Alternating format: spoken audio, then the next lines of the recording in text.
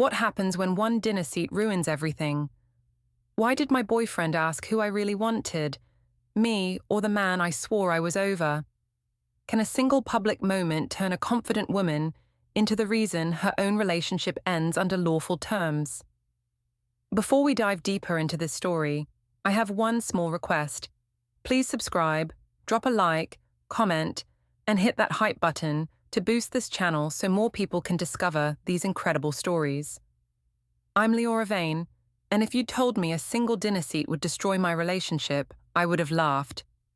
I've planned hundreds of events, orchestrated every detail from table settings to speeches, yet the one time I wasn't in control, everything fell apart. It was supposed to be simple: a friend's wedding, good food, polite conversation, one night to prove that I'd moved on from my ex. But sitting beside him, with my boyfriend across the table, turned out to be a disaster I never saw coming. People said I looked confident, that I was just being friendly, that I couldn't help it if old sparks looked like fire on camera. They didn't see the way Aaron's face changed when the photos went viral, or how quiet he became afterward. I told myself he was being dramatic. I told everyone he was just jealous. But now, looking back, maybe I should have realized what that silence meant. Because when Aaron finally spoke again, it wasn't in anger. It was with documents, not words. And that's when I understood. Some people don't yell when they're done. They just make it official. The night started like every other event I'd ever planned: polished, perfect, predictable. I'd picked the wine, chosen the centerpiece colors, even adjusted the playlist when the DJ got too sentimental. Tasha and Cole's wedding dinner wasn't mine to control, but I couldn't help it. I make things look good for a living. I like being the one people notice when they walk in, the one who looks like she belongs in the best light. Aaron hated that part of me, though he never said it out loud. He just had that tight smile that looked polite but meant, "Here we go again." I told myself he was just shy. He didn't like big crowds or attention, or my habit of taking over conversations. He liked quiet things: budget spreadsheets, Sunday mornings, predictable schedules. I liked noise, faces, flashes. Opposites attract, right? We walked into the ballroom, and I could feel the air hum with laughter and perfume. The ceiling glittered with hanging lights, the kind that make everyone look beautiful. My dress caught the light too, silver with a low back, subtle but still enough to make people glance twice. Aaron said I looked nice, in that flat way that means please behave tonight. I kissed his cheek anyway, for the cameras, and told him to relax. Then I saw Evan. I wasn't expecting him to be there. I mean, I knew Tasha and Cole were still friends with him, but I figured he'd skip out. The last time I'd seen him, we'd been screaming in a parking lot over who should keep the apartment lease. That was 2 years ago, and I'd convinced myself I'd moved past it. Seeing him again was like catching my reflection in an old mirror. Familiar, sharp, dangerous. He looked good, of course.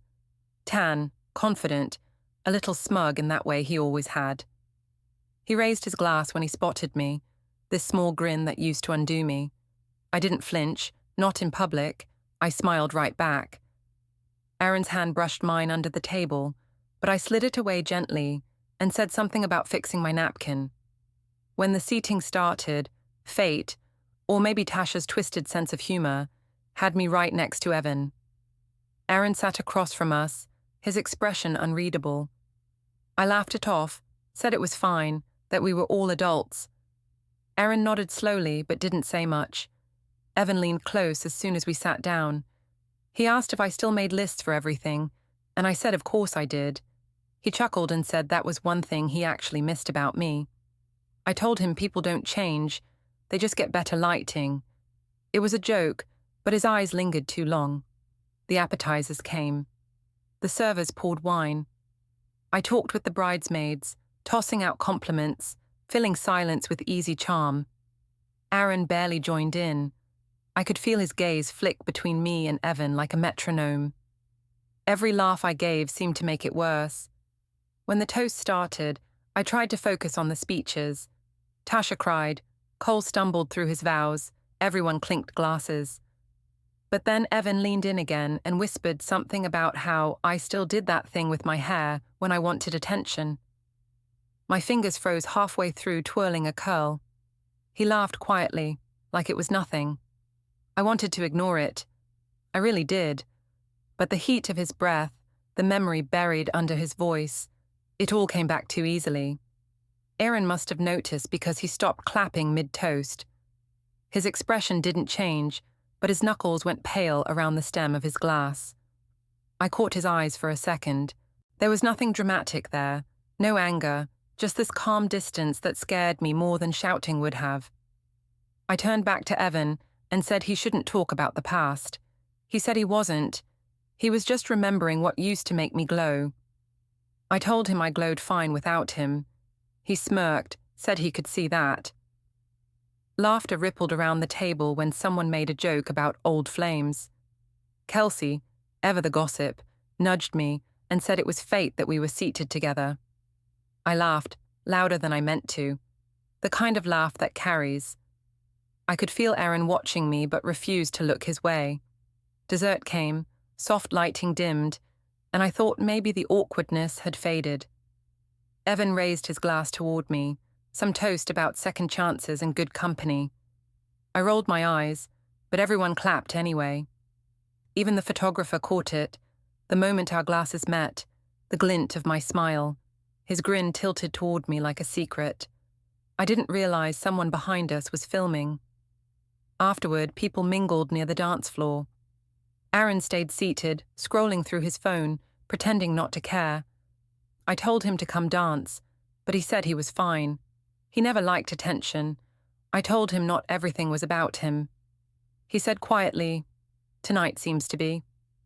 That line stung more than I wanted it to. I told him he was being dramatic. He didn't answer. He just got up, refilled his drink, and walked toward the balcony. I wanted to follow, but then Evan appeared beside me again, handing me a napkin I'd dropped. He said Aaron didn't look like he knew how lucky he was. I replied that luck had nothing to do with it. I earned everything I had. Kelsey snapped a photo right at that moment, me laughing, Evan leaning close, our shoulders almost touching. She posted it instantly with a caption about reunion energy. I didn't see it until later, but I heard the notification buzz from her phone.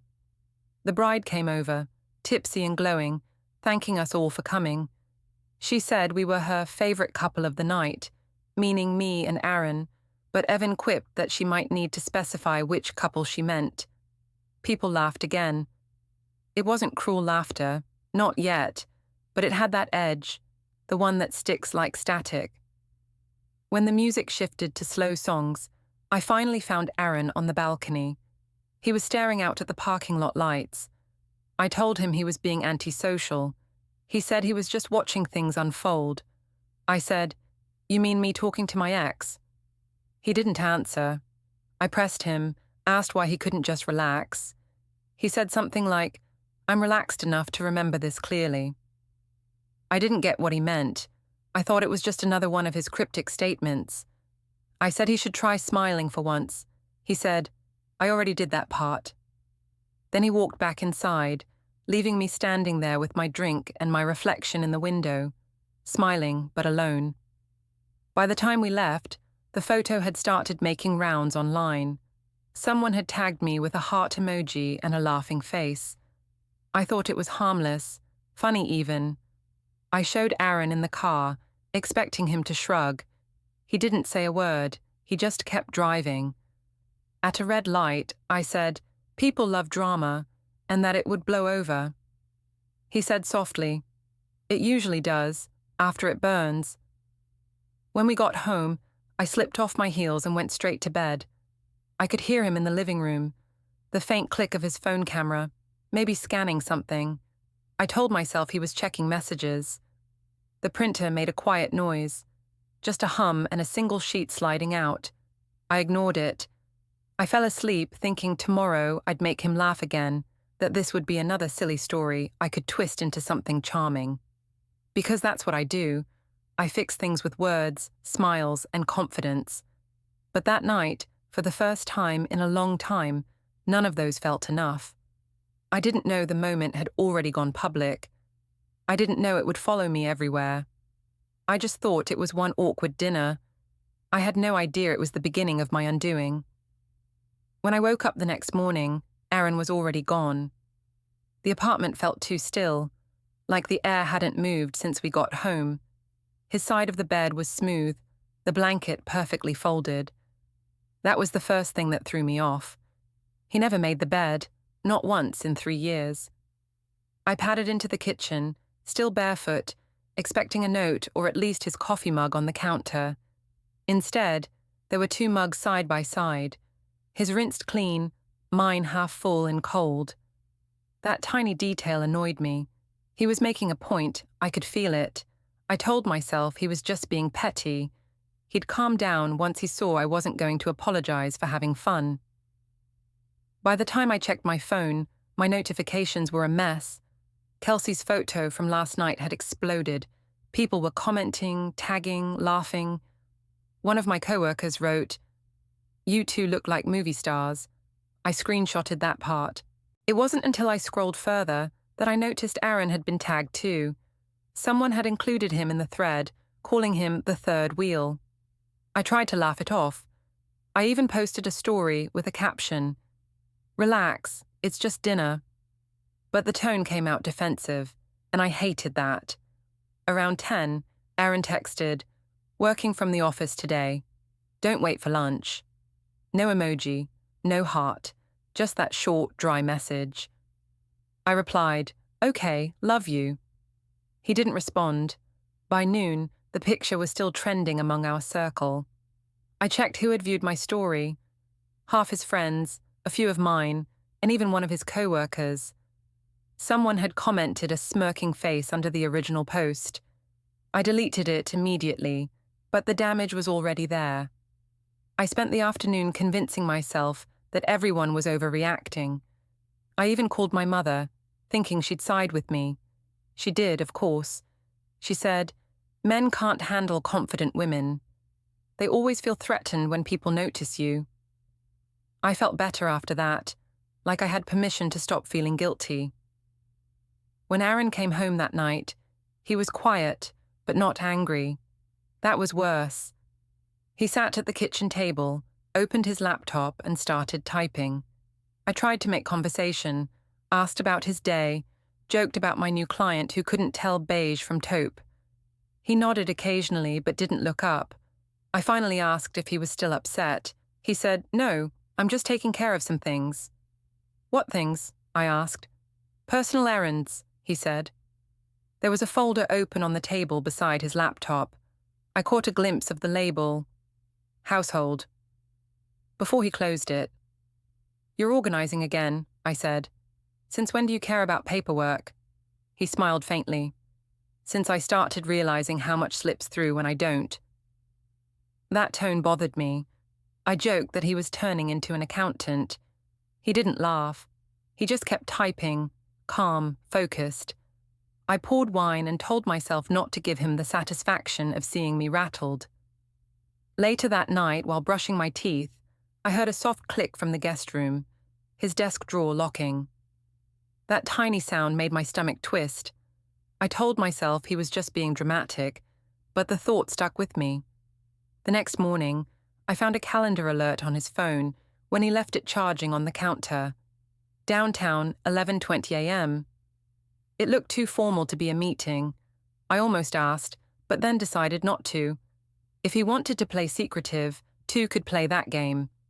At work, my coworkers were still talking about the wedding. Someone showed me another photo from the event, this one taken from a different angle, me leaning close to Evan, Aaron blurred in the background. The caption read, "When the past sits too close to the present." They all laughed. I laughed too, though my throat felt dry. By lunch, my boss had even seen it. He teased me about being famous. I rolled my eyes, pretending it didn't bother me. But inside, I could feel something unraveling. That evening, Aaron didn't come home for dinner. I texted, "Are you staying late?" He replied 2 hours later, just finishing something. When he finally walked in, I was on the couch scrolling through comments I shouldn't have read.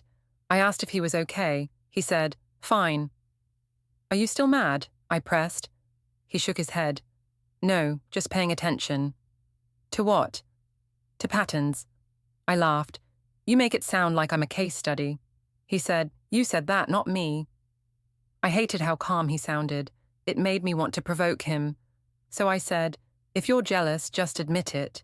He replied, "Jealousy requires competition." I didn't know what to say after that. The silence stretched until the refrigerator clicked on. I poured another glass of wine, pretending to be unfazed. But the air between us felt like glass, clear, cold, sharp. Before bed, I scrolled through my feed again. Someone had tagged me in a new post, Evan at a rooftop bar, captioned, "Still glowing from last night." The comments were full of laughing emojis. My stomach dropped. I didn't want to delete it. Deleting would look guilty. So I liked it instead, thinking that would make me seem casual. I didn't notice Aaron standing in the hallway behind me until the light from my phone reflected on his face. "You really think it's funny?" he asked quietly. I said, "It's just a post." He nodded slowly. "That's what everyone says before it turns serious." I told him to stop acting like some detective. He didn't argue. He just walked to the kitchen, rinsed his mug again, and left it spotless beside mine. The next few days blurred together. He was always out early, always had something downtown. The printer started humming at night again, faint and deliberate. I caught the smell of toner once, sharp and metallic. When I asked about it, he said, "Just sorting bills." I said, "You're really committing to this whole organized husband role." He smiled without humor. "It's good to be prepared." At work, the gossip died down, but something in me stayed restless. I started checking my phone obsessively, waiting for Aaron to message something normal again. A joke, a photo, anything. But every text was short, polite, factual, like talking to a stranger. One night I found him at his desk again, that same folder open. This time there were more. Utilities, bank, records, each labeled neatly. "Are you planning to move or something?" I asked. He said, "You could call it that." "Call what?" "Rearranging my priorities." I told him he was being cryptic. He said, "Maybe I'm just finally being clear." I walked away before I said something cruel. I didn't want to fight, not yet. I thought space would make him come around. Later, lying in bed alone, I checked the photo again. The comments had slowed, but one new one caught my eye. A stranger had written, "Guess the boyfriend saw it too." I blocked the account instantly. The next morning, Aaron's desk was empty. The folders were gone. Only one sticky note remained, stuck neatly to his keyboard. Meeting, personal. That's when it hit me that he wasn't just sulking. He was preparing. For what? I didn't know yet. But whatever it wasn't going to be another quiet evening. I looked at the spotless counter, the empty mug, the smooth bedspread, and told myself he wouldn't actually do anything drastic. He wasn't that type. He was steady, calm, predictable. The kind of man who stayed even when he shouldn't. But then again, I used to think I knew him. The morning started with another text from Aaron. "Out early. Don't wait for me.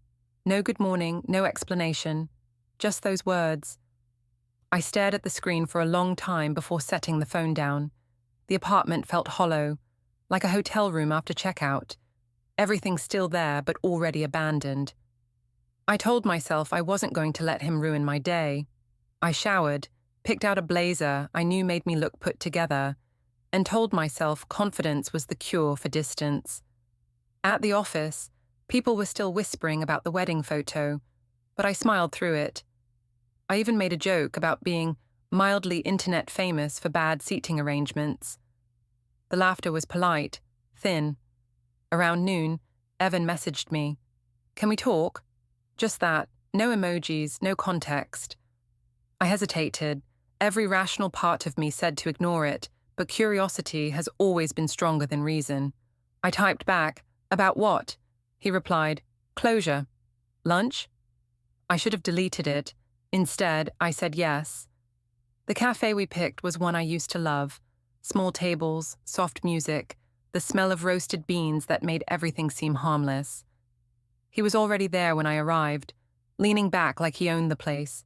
Same grin, same confidence that made everything feel like a game. "You look good," he said. I told him not to start. "Start what?" he asked. "A conversation." I rolled my eyes but smiled anyway. It was muscle memory, the same pattern we'd fallen into 100 times before. He asked how work was going, if I still took over every event I touched. I told him I'd built a reputation for excellence, not control. He laughed, said it sounded the same. When the waiter came, I ordered a latte I didn't need and asked what this was really about. He said he wanted to clear the air, that he'd been surprised to see me at the wedding. I said I'd been surprised too. Then he leaned forward and said, "You still get that look when you want attention." I froze for half a second, pretending it didn't sting. I told him I didn't need validation from him. He said, "You don't need it, you just like it." The words hit deeper than I wanted to admit. I should have left then, but instead, I laughed and changed the subject. We talked about meaningless things. Travel, work, friends. It almost felt normal.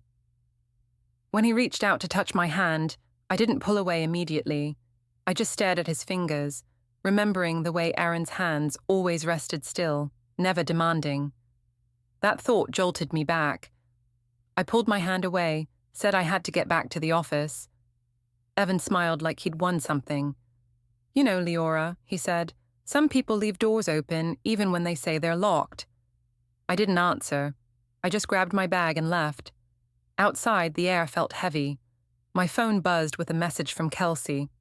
"Girl, are you at Verdi Cafe right now?" My stomach flipped. I looked up and saw her across the street, holding her phone, pretending to be on a call. I turned and walked the other way. By the time I got home that evening, Aaron's car was already in the driveway.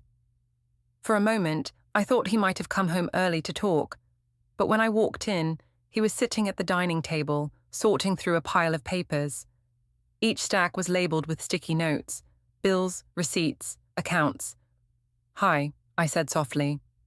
He nodded without looking up. I asked if he'd eaten. He said, "Already handled it."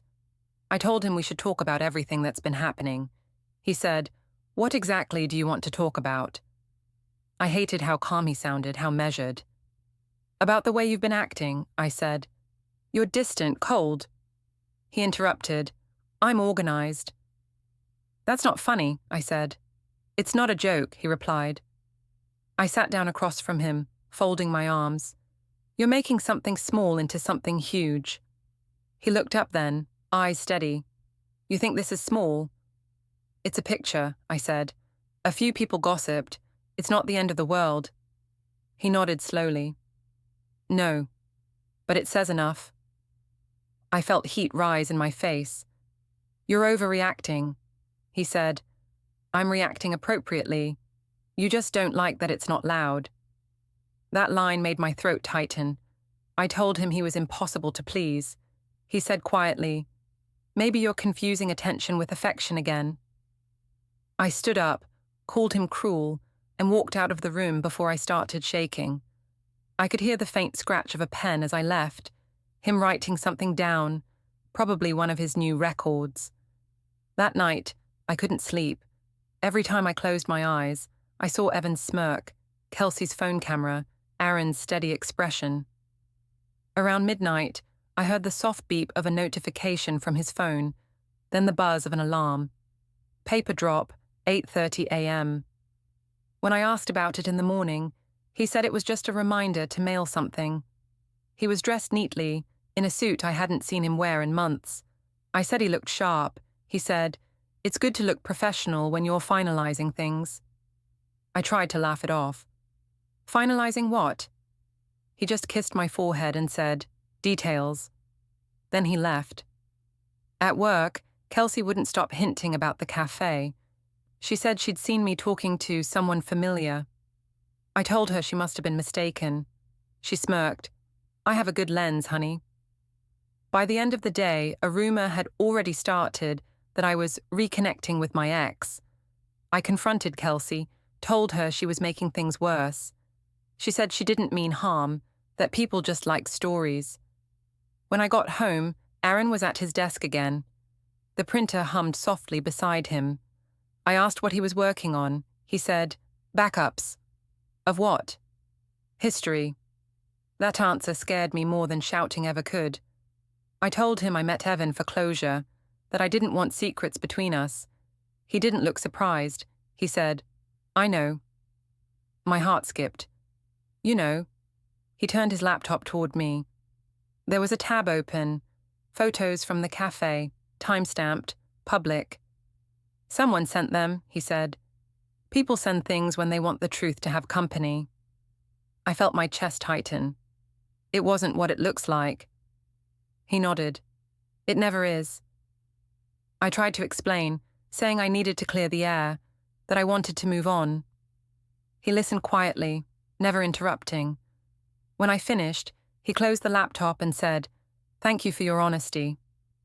That should have felt like forgiveness. Instead, it felt like a door closing. I reached for his hand, but he pulled away gently. You always think talking fixes things, he said, but sometimes talking just confirms them. I wanted to argue, to make him feel guilty for how cold he was being. Instead, I just stood there, watching him label another folder. Archive A. What's that supposed to mean? I asked. He said, It means I'm filing things properly this time. The calmness in his voice made me dizzy. I told him he was turning this into some kind of performance. He said, No, you already did that part. When he left the room, I stayed staring at that folder for a long time. I thought about opening it, but something in me hesitated. I told myself it didn't matter, that whatever he was planning, he'd cool off soon. But later that night, when I heard the faint sound of the shredder from the guest room, I realized this wasn't about cooling off. It was about clearing space. And for the first time since that wedding, I started to wonder if I was the one being quietly replaced. Dinner at my mother's house was supposed to fix everything. That's what she said when she called, voice bright and meddling as always. You two just need a nice meal, a little family air, she told me. I didn't tell her that family air usually suffocated Aaron. Still, I agreed. I was tired of the silence, of the way our apartment sounded like an office after hours. When we arrived, the table was already set with her best china, candles flickering even though it was barely 6 o'clock. Serena greeted us with a kiss on the cheek, her perfume heavy enough to announce her mood. She was in host mode, ready to fix what she didn't understand. My beautiful girl, she said to me, brushing imaginary lint off my sleeve, then looked at Aaron. You look tidy. He smiled politely. That's the only word for it. Polite. Miriam was already there, sitting at the end of the table scrolling through her phone. She looked up long enough to say hello, then back down. Her presence wasn't a coincidence. I knew my mother invited her behind my back. The plan was obvious. Serena would play mediator while Miriam served as Aaron's quiet witness. Dinner began with small talk about the wedding, the house renovations, my work. I told a story about a client who wanted a modern fairy tale theme, and my mother laughed at all the right places. Aaron just ate in silence. When I asked what he thought, he said, I think everyone wants a story that ends well. The air tightened after that. Serena tried to steer it back to normalcy, asking about his job, his new projects. He said work was fine, just restructuring a few things. I caught that phrase and wanted to ask what he meant, but my mother spoke first. You've always been so steady, Aaron, she said. Leora's lucky to have a man who doesn't crumble under pressure. He smiled faintly. Steady is a nice word for careful. Miriam looked up from her phone then. Careful is good, she said. It keeps things clear when people confuse confidence with chaos. I felt the sting under her calm tone. Is that supposed to mean something? I asked. She shrugged. Just saying not everyone likes their life broadcast to strangers. My mother frowned. Miriam, that's enough. But the damage was done. I could feel my pulse in my ears. You've been reading gossip again? I asked. People have nothing better to do than twist harmless things. Miriam's eyes didn't flinch. Harmless doesn't usually trend online. Aaron set his fork down carefully. Let's not do this, he said. But I couldn't stop myself. No, let's. Since everyone here seems to think I committed a crime for being photogenic. Serena sighed, rubbing her temples. Leora, sweetheart, nobody's accusing you of anything. We just want you to... To what? I snapped. Pretend he's not been freezing me out for days? Pretend his little mystery appointments don't mean something? Aaron's voice stayed calm. If you want to know something, you could ask directly. Fine, I said. Where have you been going every morning? He hesitated just long enough to make me nervous. Then, handling personal matters. That's not an answer, I said. He looked straight at me. It's the only one you'll get for now. My mother's voice cracked through the tension. Enough, both of you, this is ridiculous. I sat back, crossing my arms. Miriam muttered something about maturity, and I shot her a glare. Aaron folded his napkin neatly, like he always did before leaving a place he didn't plan to return to. The rest of dinner passed in brittle silence. Serena filled the gaps with chatter about her garden, about how family dinners used to mean something. Nobody listened. When dessert came out, she offered Aaron a slice first. He declined politely and checked his phone. I couldn't stand it anymore. I said, maybe we should talk alone. He nodded. We stepped into the hallway, away from the candlelight. What do you want me to say? He asked quietly. I want you to stop acting like I'm the villain, I said. I've done nothing wrong. His eyes softened in a way that didn't comfort me. You've done plenty right, too. That's what makes it confusing. I met him for closure, I said. That's it. He nodded again, like he already knew. I'm sure you believe that. I do. Then maybe that's enough for you, he said, but not for me. I reached out, touching his arm. We can fix this. He didn't move away, but he didn't touch me back either. You fix everything by pretending it wasn't broken, he said. That's not fixing. That's decorating. He turned to go back inside, and I caught his sleeve. So what now? You're just going to walk away? He looked at me for a long second, then said, Not yet. Those words hung in my head all through dessert. Miriam left early, claiming she had work in the morning. Aaron followed her out, saying he'd get some air. I watched them from the window, standing by his car. They weren't talking long, but the image still felt like betrayal. My mother sat beside me, hand on my shoulder. You pushed him too hard, darling, she said softly. He's punishing me for existing, I said. She gave me a sad little smile. No, he's protecting something. Men do that when they've already decided what matters most. When I got home later, the apartment was dark. Aaron wasn't there yet. On the counter, 2 mugs sat again, his clean, mine untouched. A tiny folded note was beside them. It said only, "Let's be civil." I crumpled it and threw it away. Civil was what strangers were. Around midnight, I heard the garage door. He came in quietly, set his keys on the counter, and started wiping down his phone screen like it was a ritual. Did you enjoy your talk with my sister? I asked. He didn't answer.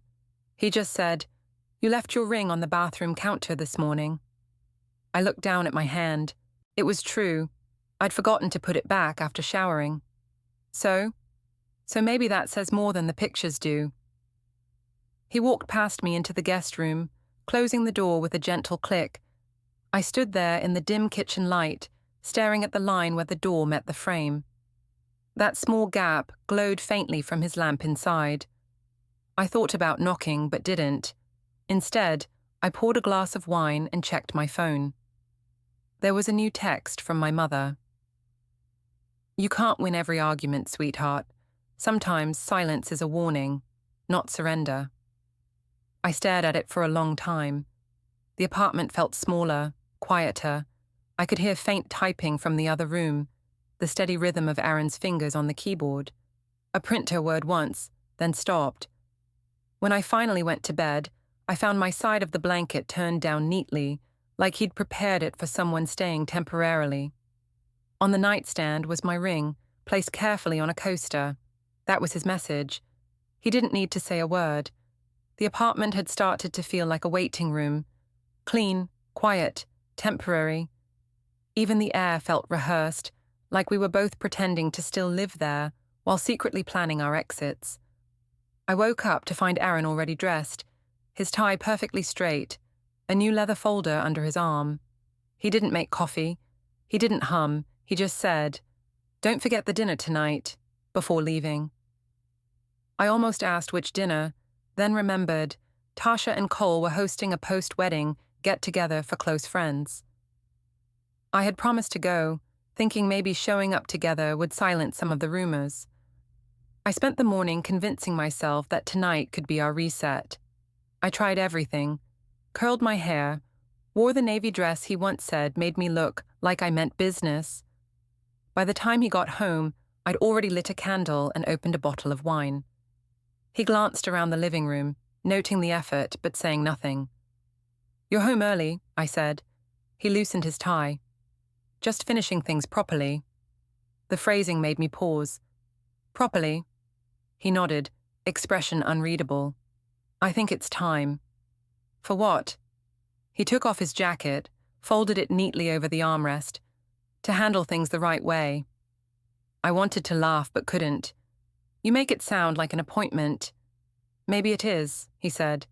He disappeared into the guest room for a few minutes. When he came back, his tone had softened. "You ready for the dinner?" I forced a smile. "If you are." The drive was silent. He didn't play music like usual. His hand stayed steady on the wheel, the dashboard lights glinting against his wedding band. I watched him in profile and realized how much distance can hide in someone you still love. The restaurant was full of familiar faces. Everyone laughed too loudly, like we were still friends untouched by gossip. Tasha hugged me tightly, whispered, "Glad you came. People have been talking." I asked, "About what?" But she just smiled and said, "You know how stories grow." Aaron drifted toward the bar, talking with Cole. I stayed near Kelsey, who immediately started whispering about a rumor that Evan might show up later. "He RSVP'd last minute," she said. "You okay with that?" I told her I didn't care. I told her 3 more times until she stopped asking. Half an hour later, Evan walked in, confident as ever, holding a drink before he even greeted anyone. The room seemed to tilt for a second. Aaron didn't look at him, but I felt his attention shift. Evan made his way toward me, all smiles. "Didn't expect to see you here," he said. "It's Tasha's party," I replied. "I show up for friends." He chuckled. "Still loyal to appearances." I told him to drop the attitude. He said he was just being honest. "You always liked honesty when it worked in your favor." Aaron appeared beside me then, calm as ever. "Everything all right here?" he asked. "Perfect," I said too quickly. Evan raised his glass in mock salute. "Just catching up. You've got yourself a strong woman here, Aaron. She always knows what she wants." Aaron nodded politely. "That's what I admire about her." His tone wasn't sarcastic, which somehow made it worse. After Evan walked away, I muttered, "You could have defended me." "Against what?" he asked. "Truth?" I nearly lost it right there, but the crowd around us was laughing, music playing. I couldn't make a scene, not with so many phones pointed at everything. Instead, I smiled, pretending we were fine. Later, while I was talking with Tasha near the buffet, Aaron approached with 2 glasses of champagne. "Truce?" he asked. I hesitated, then took one. "Only if you stop being so cryptic." He smiled slightly. "I'm just making sure everything is documented." "Documented," I repeated. He clinked his glass gently against mine. "Properly handled," he said again, like a phrase rehearsed too many times. The words crawled under my skin. I wanted to ask if he was threatening me, but he didn't look like a man who threatened. He looked like someone who had already made a decision. When the night ended, people gathered for a group photo. Someone handed Aaron a phone, asking him to take it, but he stepped beside me instead, wrapping an arm loosely around my waist. For the first time in weeks, we looked like a couple again. I smiled. He did too, but his eyes didn't match. On the way home, I tried to start over. "Maybe we just need a weekend away," I said. "No phones, no gossip, just us." He kept his eyes on the road. "You think distance is what we need?" "I think perspective is." He exhaled slowly. "I already have perspective." Back at the apartment, I followed him inside, refusing to let the silence win. "You can't keep punishing me," I said. "I made mistakes, but not crimes."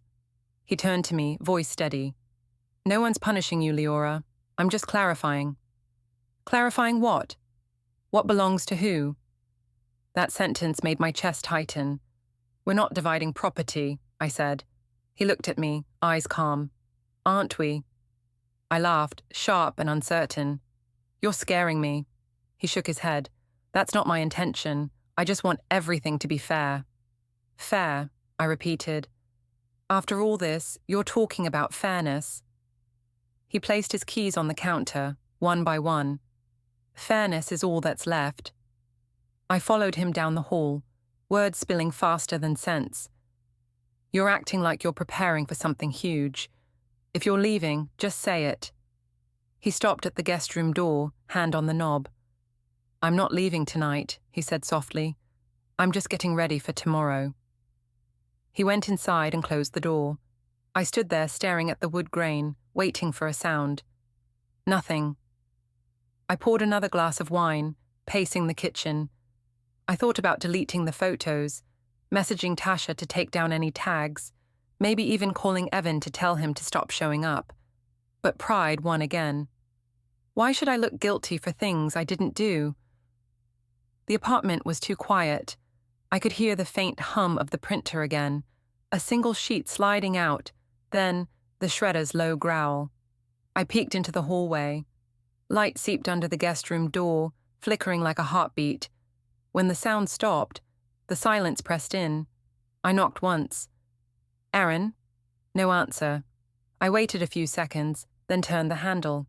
It was locked. He never locked that door before. Something in me cracked.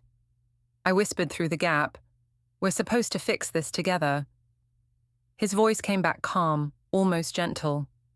"We will. I'll handle it properly." That word again, properly. It didn't sound like comfort this time. It sounded final. I backed away, suddenly cold. The candle in the living room had burned down to nothing, just a ring of wax. I blew it out and stood in the dark, the smell of smoke sharp in the air. For the first time since the wedding, I felt the weight of everything I'd laughed off. The comments, the photos, the locked drawer, the tidy desk, all of it forming a pattern I didn't want to name. I told myself he'd calm down after sleep, that tomorrow would bring sense back. But a part of me knew better. People only say properly that many times when they're about to end something. The next morning felt strangely calm. Sunlight poured through the blinds, catching on the edge of the glass mug he'd left spotless on the counter. I thought about knocking on the guest room door, but it stood open, empty. His suit was gone, the drawer half closed. On his desk, a single USB drive sat on a folded sheet of paper labeled Archive B. I tried calling him. No answer. I texted, "We need to talk before the event tonight." He replied only, "I'll see you there." The event was another reception at the same hotel as the wedding. Same lights, same polished smiles. I arrived early, forcing myself to breathe. People greeted me, but I barely registered them. Then I saw him across the lobby, standing near the elevator with a calmness that made my chest tighten. He approached slowly, holding an envelope. "Leora," he said, his voice steady, almost kind. "I wanted to give this to you in person." "What is it?" I asked, trying to laugh, but my throat caught. He handed it over. "Clarity." Inside, the first page bore both our names, notice of separation and temporary property order. My eyes blurred as the words sank in. "You're serious," I whispered. He nodded. "This is me handling it properly." People nearby had started to notice. Kelsey stopped mid-sentence across the lobby. Serena froze at the sight of the papers in my hand. I tried to hide them, but it was too late. "You're doing this here," I hissed. "This is where the lie started," he said quietly. "It's only fair they end here." The clerk from the adjoining event desk called his name. He stepped forward, signed something on a clipboard, and handed it back. A stamp hit the page with a dull click. He turned to me once more. "You can keep the apartment until everything's finalized. I already transferred the utilities." I tried to speak, but nothing came out. My mother reached for my arm, but I pulled away. Aaron looked at me one last time. No anger, no regret, just certainty. "Good luck, Leora." Then he walked out into the sunlight, the doors hissing shut behind him. The paper trembled in my hands. Around me, whispers swelled like background music I couldn't turn off. The printed seal at the bottom blurred, a neat circle marking the end of everything I'd once controlled. For the first time in my life, there was nothing left to organize, no story to spin, only silence, final and lawful.